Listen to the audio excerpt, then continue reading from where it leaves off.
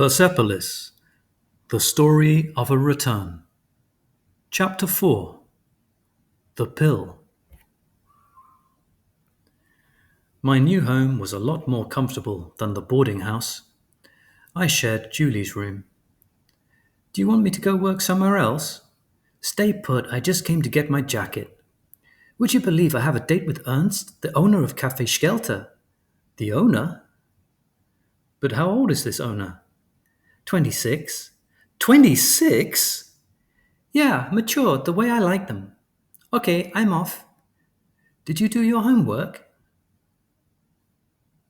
Bye, Mom. Julie, where are you going?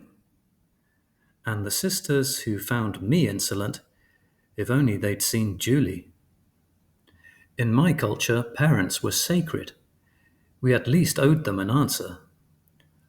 Oh, Mel, would you like a cup of tea? Yes.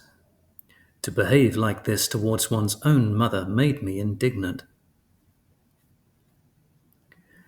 I really liked Armel. She was gentle and discreet. In fact, a little too much so. Compared to my mother, she lacked authority. Don't put too much in. When the tea is strong, it loses its flavour. I know, at home we drink tea all day long. Of course, how silly of me. Tea. India, Persia, Russia, samovars. Armel was very cultured, even if she didn't know Bakunin. Lacan was her thing. She was passionate about him. You know, he opened up the field of psychoanalysis with structural linguistics. He managed to isolate the registers of the symbolic imagination and reality. He is one of the first to have undertaken group therapy. A woman and a man don't think alike, don't function alike, don't write alike. Women's literature, blah, blah, blah. Men's literature, blah, blah, blah, blah. I listened out of politeness. And also because she was the only one who knew Iran. She understood my nostalgia for the Caspian Sea. She was also the only one to have seen a samovar. And then she was the one who had called my parents to reassure them. Julie and I discussed a lot before bed. I think your mother is really nice. She can be really unbearable when she wants to be. But she really likes you too. Thanks to you, she goes easier on me. She thinks that you're a good influence on me. What kind of good influence? Oh, you're the pure, timid, innocent virgin who does her homework. I'm not like that. I've been having sex for 5 years. I've already slept with 18 guys. Fabrice, Olivier, Laurent, Luc, Jean-Marc, another Laurent, Sebastien. I was shocked. In my country, even when you had sex before marriage, you hid it. At first we used condoms, but the guy feels less. Feels less what? Well, the vagina. Now I'm on the pill. That's why I have such a big butt. I had a big behind too, and I wasn't even taking contraceptives. Armel had a good job at the United Nations. She travelled frequently. I stock the refrigerator. Study hard. Julie, don't cut class. Okay. When I get back, I want the house to be clean and tidy. Yes, Mom. How long will you be gone? 6 days. If you need anything, call Martin. Martin and Armel got to know each other in Vienna. They worked together, were both divorced, and carried on a platonic relationship. It was Julie who had explained it to me. I don't think they're sleeping together. If they were, I would know. What do you know about it? You've seen how annoying she is. It's for sure. She's not fucking.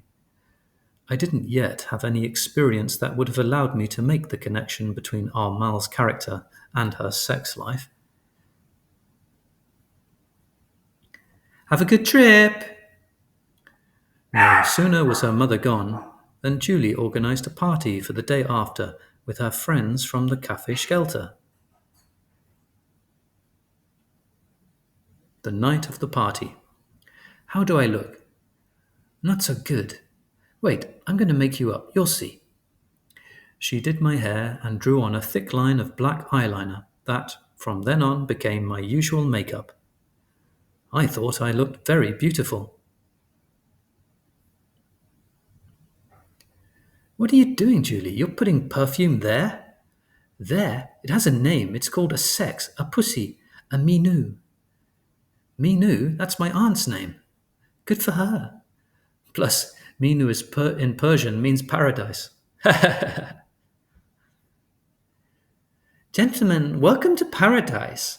Do you have any good music? Yes, I have all of Pink Floyd. I knew Pink Floyd. My parents listened to them whenever we went on a trip. To me, it wasn't exactly party music. And the party was not what I imagined. In Iran, at parties, everyone would dance and eat. In Vienna, people preferred to lie around and smoke.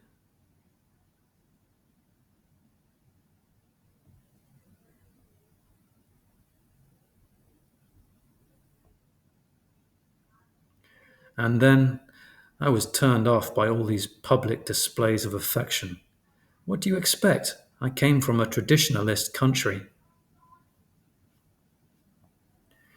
Around 4 in the morning, the last guests finally left. I was so sleepy. I wanted to remove my makeup, but it wasn't coming off with water. I went to ask Julie for some makeup remover, but apparently she and Ernst were already asleep in our room. When suddenly, ah, ah, oh, oh, ah, ah, oh, yes, yes. My God, they were in the middle of having sex.